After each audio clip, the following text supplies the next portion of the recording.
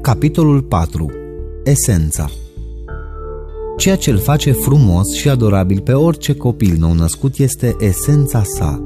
Aceasta constituie în ea însăși adevărata lui realitate. Creșterea normală a esenței în orice creatură este cu siguranță foarte mică, incipientă.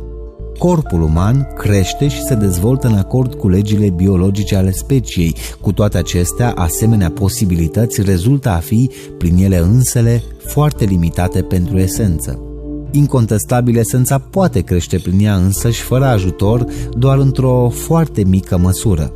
Vorbind sincer și fără ocolișuri, vom spune că dezvoltarea spontană și naturală a esenței este posibilă numai pe durata primilor 3, 4 și 5 ani, adică în prima etapă a vieții.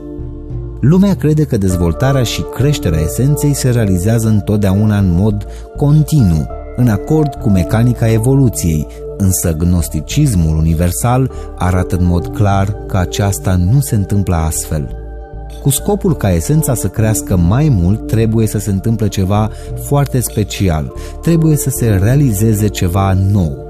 Vreau să mă refer în mod accentuat la munca asupra sinelui însuși. Dezvoltarea esenței este posibilă numai pe bază de munci conștiente și suferințe voluntare. Este necesar să înțelegem că aceste munci nu se referă la chestiuni de profesie, bănci, tâmplărie, zidărie, reparare de linii ferate sau probleme de birou. Această muncă este pentru orice persoană care și-a dezvoltat personalitatea. Este vorba de ceva psihologic. Noi toți știm că avem în interiorul nostru înșine ceea ce se numește ego, eu însuși, sine însuși. Din nefericire, esența se află îmbuteliată, cufundată în ego și acest lucru este lamentabil. A dizolva eul psihologic, a dezintegra elementele sale nedorite este urgent, presant, de neamânat. Acesta este sensul muncii asupra sinelui însuși. Niciodată nu am putea elibera esența fără a dezintegra în prealabil eul psihologic.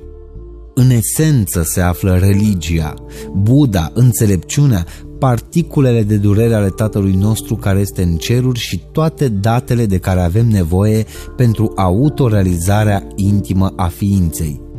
Nimeni nu ar putea anihila eul psihologic fără a elimina în prealabil elementele inumane pe care le purtăm în interior.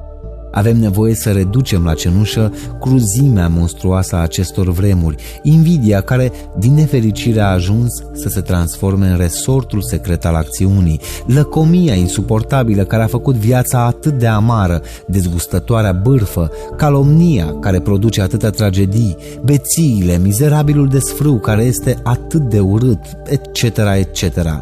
Pe măsură ce toate aceste abjecții sunt reduse la praf cosmic, esența, pe lângă faptul că se va emancipa, va crește și se va dezvolta în mod armonios. Indiscutabil, când eul psihologic a murit, esența strălucește în noi. Esența liberă ne conferă frumusețe intimă. Din această frumusețe emană fericirea deplină și adevărata iubire. Esența posedă multiple simțuri de perfecțiune și extraordinare puteri naturale. Când murim în noi înșine, când dizolvăm eul psihologic, ne bucurăm de prețioasele simțuri și puteri ale esenței.